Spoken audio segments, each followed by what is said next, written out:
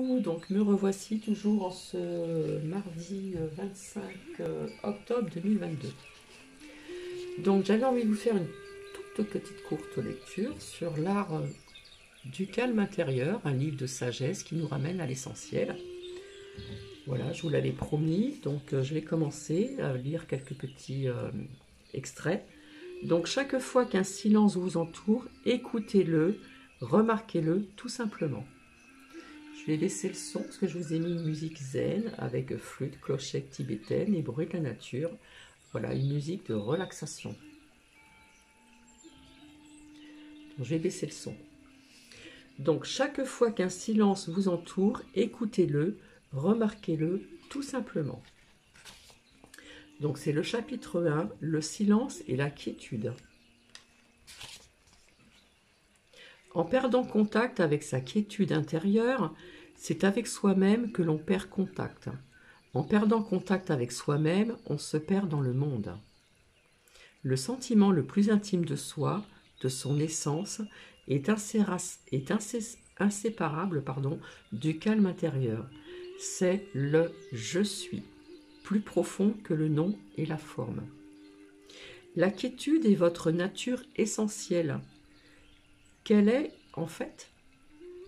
C'est l'espace intérieur, où la conscience dans laquelle les mots de cette page sont perçus et deviennent des pensées. Sans cette conscience, il n'y aurait ni perception, ni pensée, ni monde. Vous êtes cette conscience dissimulée sous l'apparence d'une personne. L'équivalent du bruit extérieur, c'est le bruit intérieur de la pensée. L'équivalent du silence extérieur, c'est le calme intérieur. Chaque fois qu'un silence vous entoure, écoutez-le, remarquez-le tout simplement. Accordez-y votre attention. L'écoute du silence éveille en vous la dimension du calme, car ce n'est qu'en toute tranquillité que l'on prend conscience du silence. Voyez, dès que vous remarquez le silence alentour, vous ne pensez pas. Vous êtes conscient sans penser. Lorsque vous prenez conscience du silence, cette vigilance intérieure est immédiate. Donc vous voilà à présent. Vous voilà présent. Vous voilà sorti de millénaires de conditionnement humain collectif. Regardez un arbre, une fleur, une plante. Laissez votre conscience s'y reposer. Sentez la paix mystique de cet être profondément enraciné dans l'être. Laissez la nature vous enseigner la paix de l'âme. Si en regardant un arbre, vous en percevez donc le calme, vous devenez calme à votre tour. Vous voilà en relation sur un plan très profond. Vous ressentez l'unité avec tout ce que vous percevez dans et par ce calme. Se sentir uni à tout, c'est aimer. Le silence est utile, mais non indispensable. Pour trouver la quiétude, même dans le bruit, vous pouvez porter attention au calme de fond, à l'espace dans lequel survient ce bruit. Cet espace intérieur de pure vigilance, c'est la conscience même. Vous pouvez devenir attentif à la conscience qui soutient toutes vos perceptions sensorielles, toute votre pensée. Dès lors apparaît la tranquillité de l'âme. Tout bruit dérangeant peut être aussi utile que le silence. Comment? Si vous abandonnez votre résistance intérieure au bruit, si vous laissez celui-ci être comme il est, cette acceptation vous amène aussi à ce domaine de paix intérieure qu'est le calme. Chaque fois que vous acceptez profondément ce moment tel qu'il est, quelle que soit sa forme, vous êtes calme, paisible. Accordez votre attention à l'écart entre deux pensées, l'espace bref et silencieux, entre paroles et d'une conversation, entre les notes d'un piano ou d'une flûte ou l'écart entre l'inspiration et l'expiration. Alors la conscience de quelque chose devient la simple conscience. La dimension informe de la conscience pure surgit en vous et remplace l'identification à la forme. L'intelligence véritable agit dans le silence, le calme et l'espace de la créativité et des solutions. Le calme est-il une simple absence de bruit et de contenu? Non, il est intelligence même. La conscience sous-jacente où naît chaque forme. Et comment pourrait-il être séparé de votre être? La forme que vous croyez être en provient et est soutenue par lui. C'est l'essence de toutes les galaxies et de tous les brins d'herbe, de toutes les fleurs, de tous les arbres, de tous les oiseaux et toutes les autres formes. Le calme est la seule chose qui soit sans forme en ce monde. Mais ce n'est pas vraiment une chose et il transcende ce monde. Lorsqu'on regarde dans le calme un arbre ou un être humain, qui regarde? Très bonne question. Quelque chose de plus profond que la personne. C'est la conscience qui regarde sa création. Avez-vous besoin d'en savoir davantage? Le monde serait-il sauvé par un surcroît d'informations, par des ordinateurs plus rapides, ou par une nouvelle analyse scientifique ou intellectuelle? N'est-ce pas de sagesse que l'humanité a le plus grand besoin maintenant? Je pense que oui. Mais qu'est-ce que la sagesse? Et où peut-on en trouver? La sagesse accompagne la capacité d'être calme. Il suffit de regarder, d'écouter, rien de plus. Le calme, le regard et l'écoute activent en vous l'intelligence non conceptuelle. Laissez la quiétude diriger vos paroles et vos gestes.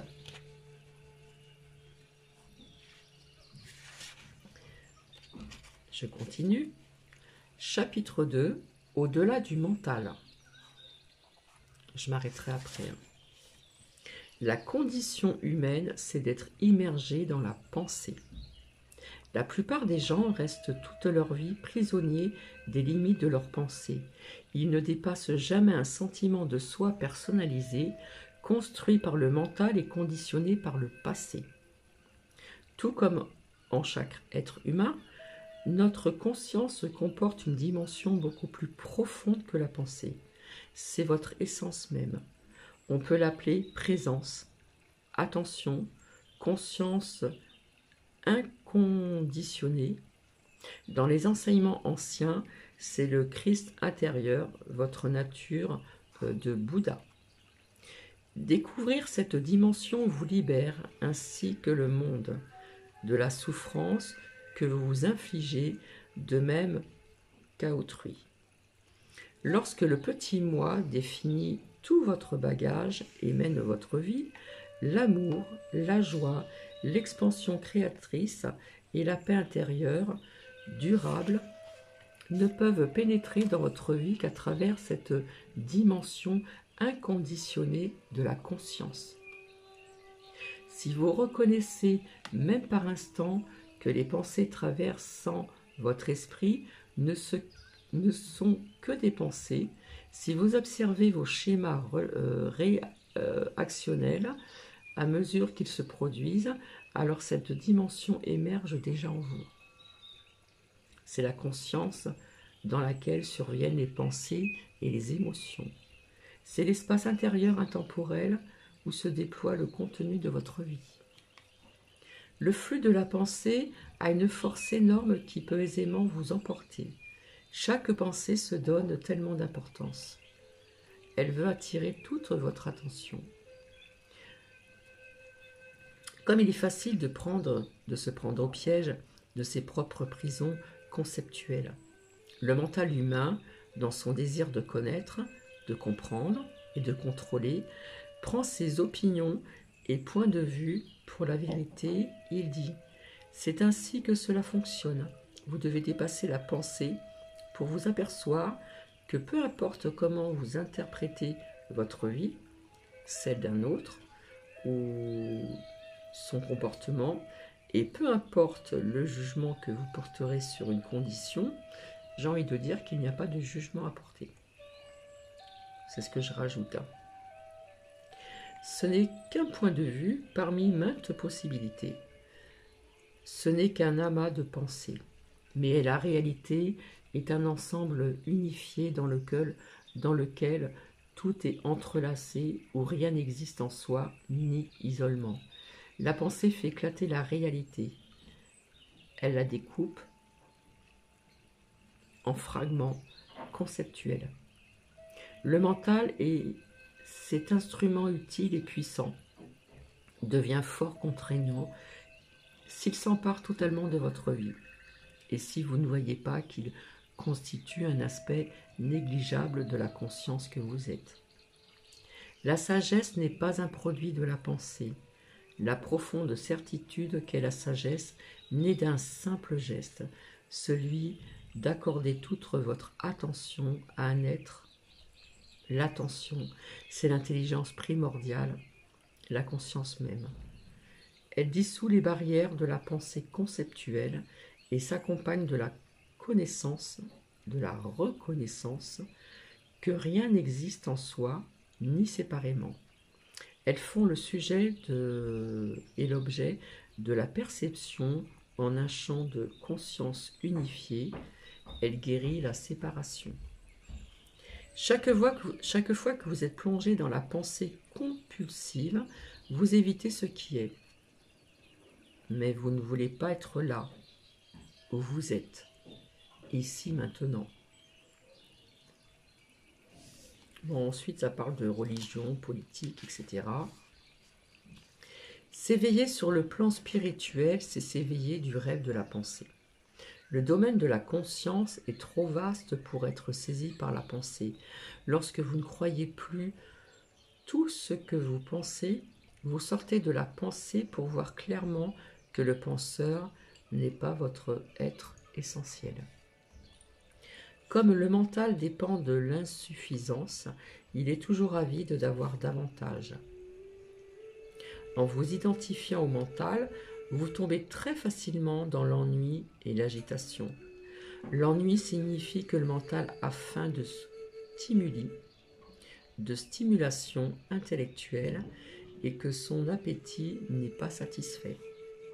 Lorsque vous vous ennuyez, vous pouvez satisfaire la faim du mental en ouvrant un magazine, en faisant un appel téléphonique, en allumant votre téléviseur, et je rajouterai en faisant attention à ce que vous écoutez, ne pas écouter ce qui est anxiogène, en naviguant sur le web, en vous rendant dans une boutique, ou ce qui n'est rare, en transférant sur le corps cette impression mentale de manque et ce besoin d'avoir plus que vous comblez brièvement par l'ingestion d'aliments. Vous pouvez rester dans l'ennui et l'impatience tout en observant ce sentiment d'ennui et d'impatience. Lorsque vous portez votre conscience sur ce sentiment, il s'entoure soudainement d'espace et de calme, pour ainsi dire. D'abord un peu, et puis, à mesure que grandit ce sentiment d'espace intérieur, l'ennui diminue en importance et en intensité. Ainsi même l'ennui peut vous enseigner qui vous êtes et qui vous n'êtes pas. Vous découvrez que cette personne qui s'ennuie n'est pas votre nature essentielle. L'ennui n'est qu'un mouvement d'énergie conditionnée qui vous habite. Vous n'êtes pas non plus cette personne en colère, triste ou craintive. L'ennui, la colère, la tristesse ou la peur ne sont pas à vous. Ils n'ont rien de personnel. Ce sont des états d'esprit. Ils vont et viennent.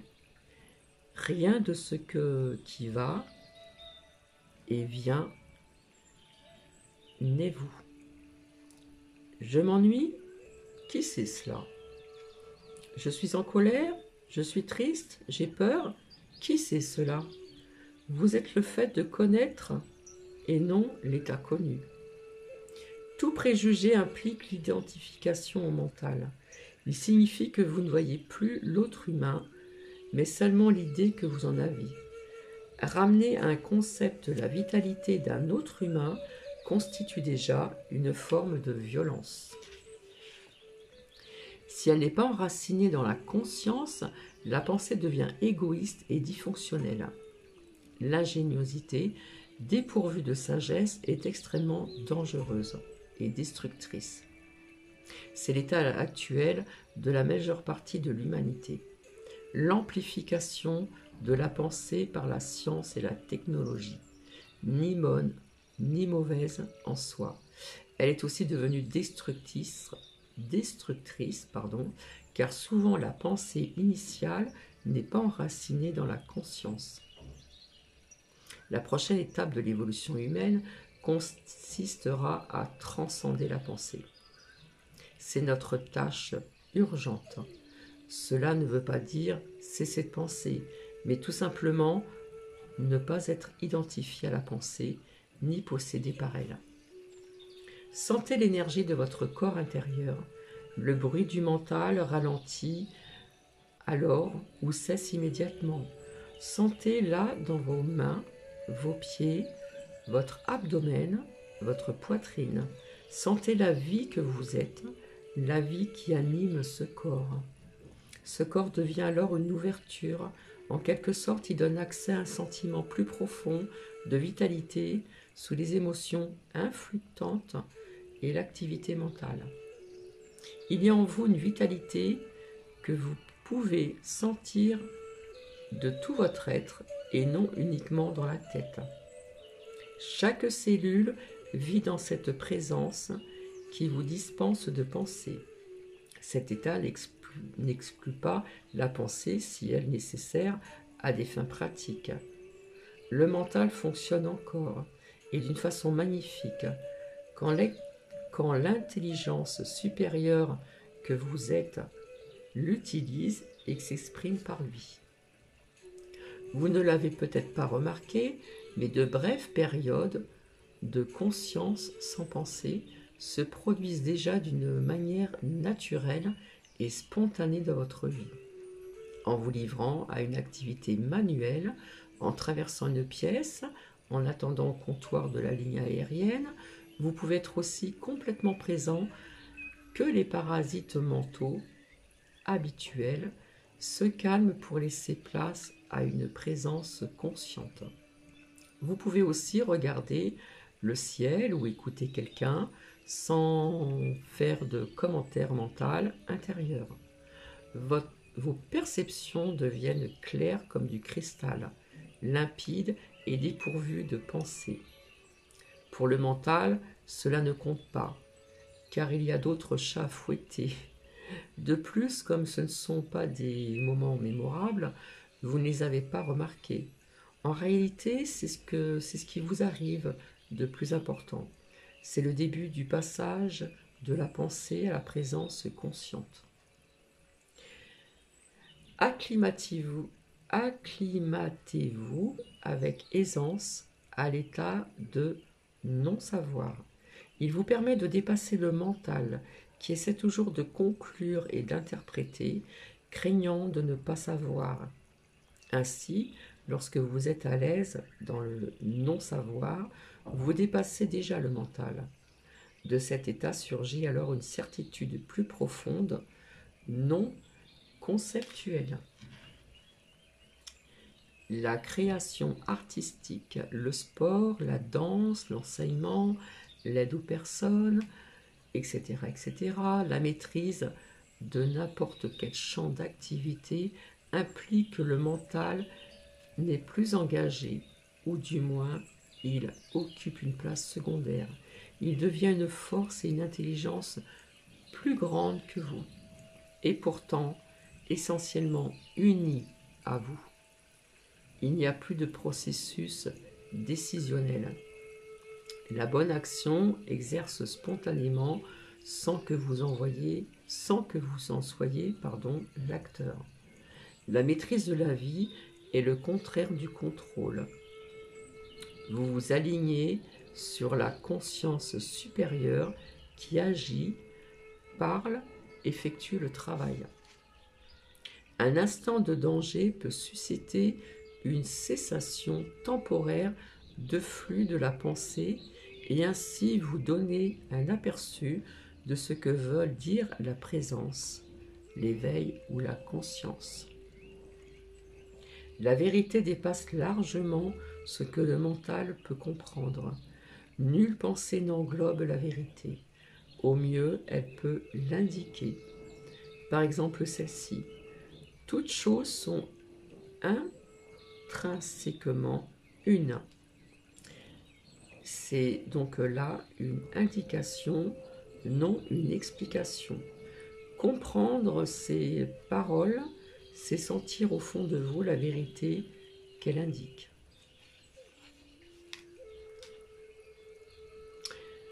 Donc je vais vous laisser et nous verrons par la suite, si cela vous intéresse, le chapitre 3, le soi égoïque. Donc je vais prendre ma petite... Hop.